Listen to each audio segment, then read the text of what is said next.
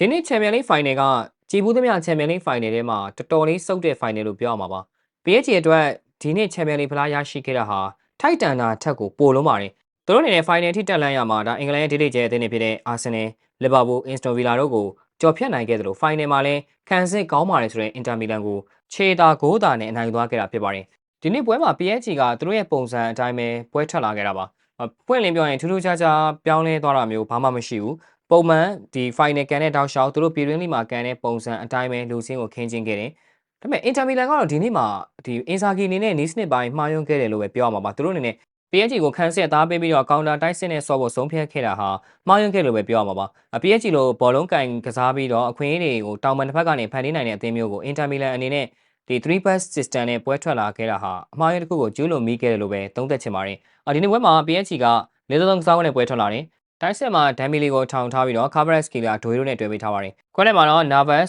Vitinha, Fabian Ruiz တို့ပွဲထွက်လာပြီးတော့နောက်တန်းမှာ Hakimi, Marquinhos, Pacho နဲ့ Mendes တို့ကိုခင်းချင်းခဲ့တယ်။ဂိုးသမားကတော့ Donnarumma ပါပဲ။ Inter Milan ကလည်းသူတို့ရဲ့ပုံစံအတိုင်းပဲ3-2နဲ့ပွဲထွက်လာတယ်။တိုက်စစ်မှာ Martinez နဲ့ Thuram ကိုအထောင်ထားပြီးတော့ကွင်းလယ်3ယောက်တန်းမှာတော့ Mkhitaryan, Calhanoglu နဲ့ Barella တို့ကိုထားကစားခဲ့တယ်။ဝင်းဘတ်တစ်ဖက်တစ်ချက်စီမှာတော့ Dan Fry နဲ့ Di Marco တို့ခင်းချင်းပြီးတော့နောက်တန်းမှာ Bastoni, Acerbi နဲ့ Pavard တို့ကိုအသုံးပြုခဲ့တယ်။အဲ့တော့ပွဲစားတွေက PSG ကနောက်လျှောက်ဖိအားပေးထားနိုင်ခဲ့ပြီးတော့ Kvaratskhelia ဒိုရီတို့ရဲ့တောင်ပန်တိုက်စစ်တွေကနေပြီးတော့ Inter Milan ရဲ့ခံစစ်ကြောင်းတွေကိုထောက်လျှောက်ထိုးဖောက်ဝင်ရောက်ခဲ့တယ်။ PSG ရဲ့တခုအားသာချက်ကသူတို့အနေနဲ့ဒီအခွင့်အရေးတွေဖန်တီးနိုင်အောင်နေမကဘူးဒီ area ထိပ်ကနေမထင်မထင်လို့ကန်သွင်းနိုင်လည်းပြုလုပ်နိုင်တယ်။ဒါ Inter Milan အတွက်အခက်တွေ့သွားခဲ့တာက PSG ရဲ့ဒီတိုက်စစ်များအုပ်မှာထွက်လာတဲ့ Dembele, Doré နဲ့ Kvaratskhelia 3ယောက်စလုံးဟာမြန်နှုံးမြင့်တောင်ပန်ကစားသမားတွေဖြစ်တယ်လို့တိုက်စစ်မှာနေရာဆုံးရွှေလျားသွားနိုင်တဲ့ကစားသမားတွေဖြစ်တာကြောင့် Inter Milan အနေနဲ့တော်တော်လေးဒီ PSG တိုက်စစ်ကိုတားဖို့ခက်ခဲခဲ့တယ်။ပွဲစ10မိနစ်ဝန်းကျင်လောက်ဆိုရင် Inter Milan ကခန်းစစ်မှာပဲအချိန်ကုန်နေခဲ့ပြီးတော့သူတို့အနေနဲ့ဒီနောက်တန်း9ယောက်ပေါ့နော်အဲ့နောက်တန်း9ယောက်ရဲ့ရှေ့မှာ3ယောက်ကစားကွက်ပုံစံမျိုးလုံးဝခန်းစစ်ကိုပိတ်ဆို့ပြီးကစားသွားခဲ့တယ်။ဒါပေမဲ့ PSG ကလည်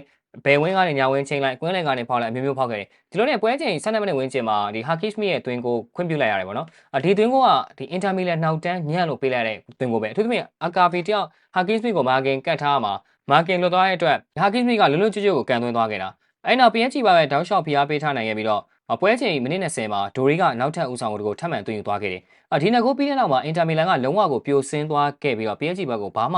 ထွေထူးထူးလုံးပြနိုင်တာမျိုးမရှိတော့ဘူးဒီ PSG ကပဲပွဲကိုဦးဆောင်ကစားထားနိုင်ခဲ့တယ်တစ်ချက် Inter Milan ရဲ့တံမြက်တိုက်စစ်တွေကိုမြင်တွေ့ခဲ့ရပေမဲ့ PSG အတွက်ကိုခက်ခဲတားဆီးရတာမျိုးရုန်းကန်ရတာမျိုးတိတ်ပြီးတော့မရှိခဲ့ဘူးပရာဝိုင်းတစ်ပိုင်းလေးမှာဆိုလို့ရှိရင် PSG ကဒီဂိုးပေါက်ကန်သွင်းချက်73ချိန်ပြုတ်လုပ်ပြီးတော့ဂိုးပေါက်တက်မှတ်မှု9ချိန်ရှိတယ်အဲ့ဒီအချိန်မှာ Inter Milan ကဂိုးပေါက်ကန်သွင်းချက်2ချိန်ရှိပြီးတော့ဂိုးပေါက်တစ်ချိန်မှမတည့်ခဲ့ဘူးဒါကိုကြည့်ချင်းအပြင်Inter Milan အနေနဲ့ဘယ်လောက်ထိအခြေအနေဆိုးနေလဲစွမ်းဆောင်ရည်ကျနေလဲဆိုတော့မြင်နိုင်မှာဖြစ်ပါတယ်ဒုတိယပိုင်းမှာတော့ Inter Milan ကဒီကစားကွက်ပြောင်းခဲ့တယ်သူတို့အနေနဲ့တိုက်စစ်ကိုဖွင့်ပြီးကစားဖို့ကြိုးစားလာခဲ့တယ်ဒါပေမဲ့လည်းအရာအခါနှောင်းသွားခဲ့ပြီပဲပြောရမှာပေါ့ PSG အနေနဲ့ပွဲကိုအကောင်းဆုံးထိန်းချုပ်ကစားသွားခဲ့ပြီးပွဲချိန်63မိနစ်မှာဒိုရီကနောက်ထပ်ဦးဆောင်ကိုထပ်သွင်းလိုက်တဲ့အခါမှာပွဲကပြတ်တော့ဖြစ်သွားခဲ့တယ်Inter Milan အနေနဲ့ဒီသူတို့တက်ဆွမ်းနိုင်တဲ့လောက်စူးစမ်းခဲ့ပေမဲ့လည်းပြန်လာဖို့ကဘယ်လိုမှမဖြစ်နိုင်ဘူးအချိန်ကပွဲချိန်ကလည်း65မိနစ်ဖြစ်နေပြီတွင်းကွာလည်း3ဂိုးပေးထားတယ်ကစားကွက်ရလည်းအသာစီးရယူနိုင်ခြင်းမရှိဘူးအဲ့လိုအနေထားမျိုးမှာ Kvaratskhelia နဲ့ Mero Lure ရဲ့တွင်းကိုတွေကိုထပ်မံပေးလိုက်တဲ့အခါမှာ Inter Milan တို့ဒါ3နှစ်အတွင်းဒုတိယအကြိမ်မြောက် Champions League Final မှာရှုံးနေသွားခဲ့တာပဲဖြစ်တယ်။သူတို့အနေနဲ့ Man City ကိုရှုံးနေခဲ့တဲ့ Final ပွဲတုန်းကတော့အကောင်းဆုံးတုံ့ပြန်နိုင်ခဲ့တယ်ဆိုပေမဲ့ဒီနှစ် Final ကတော့သူတို့အတွက်တော်တော်လေးကိုစိုးရတယ်လို့ပြောရမယ်။ PSG ကတော့ပထမဆုံး Champions League ဖလားရရှိခဲ့တဲ့အပြင